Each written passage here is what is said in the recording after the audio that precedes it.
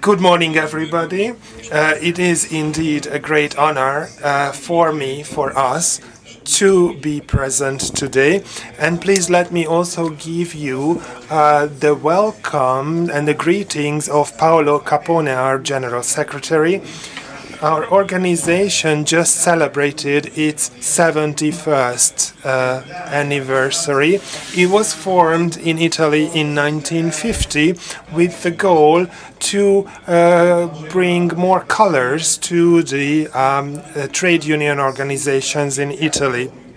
It was an anti-Marxist, anti-class struggle trade union which brought a Christian color to Italian trade union organizations. And we also greet all our friends in EuCET and all the other trade unions of Europe. If you think about Europe's future, first we have to understand how we got to where we are. So we have to consider the past. It has been a very interesting process. It's the tragic experiences of the first half of the 20th century that has brought us here. During the two world wars, the European nations clashed on the battlefields, and there was catastrophic balance in human and material terms. The European states were doubly defeated in the Second World War. They lost their decisive role on the international field, and we became the border between the bipolarism of the United States and the Soviet Union. So the European project was therefore born as a prevention to new European civil wars through the idea of pooling raw materials, which was indispensable at the time for the industrialization process. But this was only the first step of a process that would unite Europe. And actually, the next logical step would have been a common defense policy, which would have defined the entire continent. And we should have created this common defense policy, but the French Parliament rejected this initiative, and it shut down the project, and with it, it shut down also the path of the original path of a political European construction. And actually, with the Cold War, the opportunities were somehow limited. So Europe took a different path. It was mainly an economic path. So under the flag of the common European market and the well-being that comes with it, the European project expanded progressively to all Western Europe, and it represented an attractive lifestyle. But for those who were on the other side of the Iron Curtain were lacking the freedom and prosperity. With the collapse of the Soviet Union, paradoxically, the European project lost a part of its historical function, and Europe, which was after the Cold War, found itself without function. And a lot of contradictions emerged and came to the surface. It was Pope John Paul II who said it very clearly, but unfortunately he was unheard, that after Europe has defeated communism, it has to find itself a new purpose, or otherwise it will just fall apart.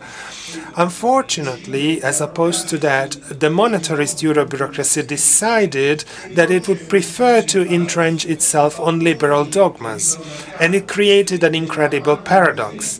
While the Euro bureaucrats in Brussels produce a mass of rules, and they try to make us believe that the hand of the free market operates, but they just create regulations that are pointless and nonsense, and they actually just create obstacles.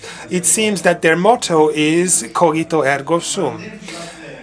At the end of the Cold War, there could have been a rebirth of the political vocation in Europe, but as opposed to that, The Europe of bankers and the Europe of bureaucrats created such a great power, or built such a great power, that it is about popular control. And even the creation of the European Constitution could have given an opportunity to bring up some great ideas, and it wasn't included in the European Constitution, so actually this opportunity was lost. And I already told the press this morning that instead a constitution was created which is soulless, it's boring, it's like a condominium regulation, and it's unable to warm the hearts of the European people. When we see a beautiful city like Budapest, we feel the warmth of Europe, the warmth of our identity.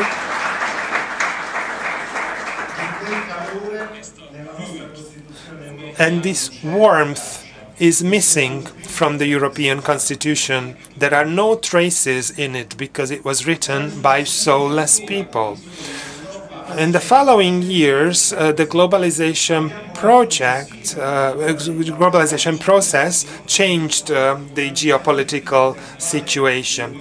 The Balkans Wars, for instance, that took place in European territory, proved that Europe was absolutely unable to intervene and to step up to stop the war. Inevitably, in the last 20 years, Europe was again defeated in the globalization process. First of all, let's see the spreading of Islamic fundamentalism in Europe. Europe has renounced its natural role as a barrier, not only from the cultural and social point of view, but also from the military point of view. We have also seen that the reorganization of the African continent, starting with the Maghreb countries, has found a divided and short-sighted Europe.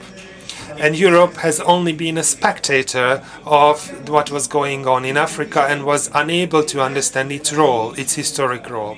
Then China joined the WTO, the World Trade Organization, in 2001. Unfortunately, the Italian Prodi also signed this, and it changed the balance of the geopolitical theater. Europe didn't even understand what it was going to bring about. So ultimately, Europe has stolen the sovereignty from the European states, and it hasn't been able to build a project that would be able to give a new historic perspective to the continent.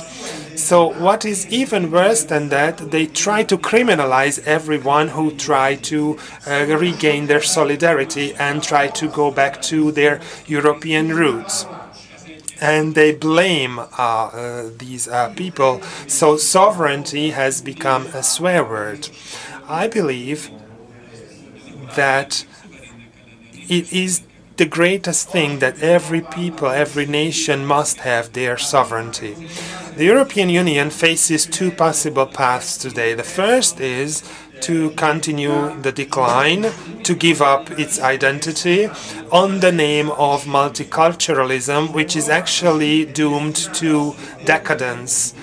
Europe is doomed to surrender to Islam that wages its war without hesitation. We need to learn a new historic task and find a new identity, which is a combination of national identities and the European identity. We need a proud Europe that looks into the future, that is able to take a leading role in globalization. The Western world was born on our land. The well-being, the culture, the solidarity of civilization comes from Europe. In Europe, we have all the roots and all the resources to offer answers to the questions of globalization. But Europe also needs to move away from the rhetoric of formal democracy and move towards genuine sovereignty of the peoples. Europe needs to give up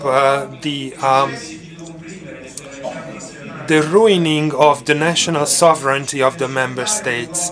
And it is also necessary that Europe should become the Europe of nations. We must form a federation, a confederation of the different nations in order to be able to step up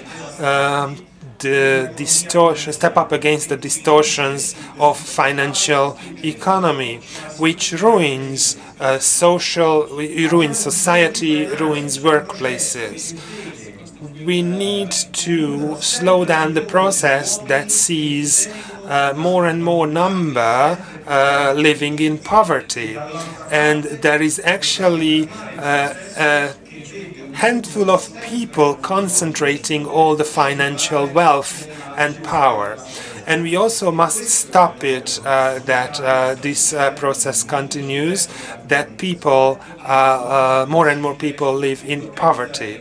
So Europe must make a decision in order to harness these tendencies. We have to find a new balance between economic freedoms and the rights of workers and the rights of consumers. It is important that the legitimate profit should not be translated to exploitation. We need a new humanism of work which places the citizen in the center of European identity as a worker and as the producer of the well-being of the people. We have to understand that the current migratory phenomena is only about making the people pay the price of globalization. And we need a new Europe that represents a new balance, that reduces migratory flows, and we need a Europe that is capable of protecting its borders. We need a Europe that is capable of rediscovering the sacred dimension of the life of individuals, and which isn't ashamed of its Christian roots. So Europe should not be ashamed, but should exalt its Christian roots. We have a huge legacy of the Christian teaching, the Christian doctrine, which can be the only thing that can stop the turbo capitalism.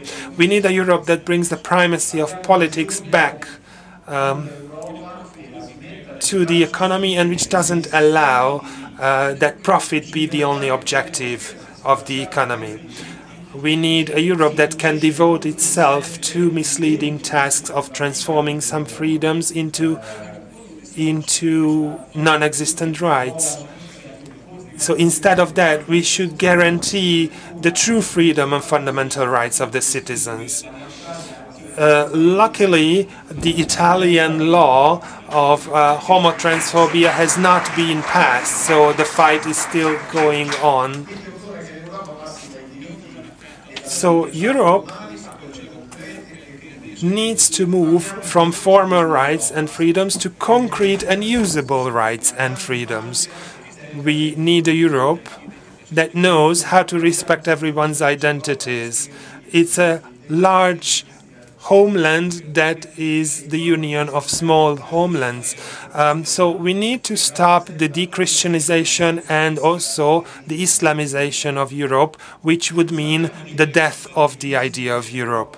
We cannot tell for sure if this Europe can really be born or it just remains a dream. But we believe and we are convinced that either this will be the future of Europe or there will be no Europe. Thank you.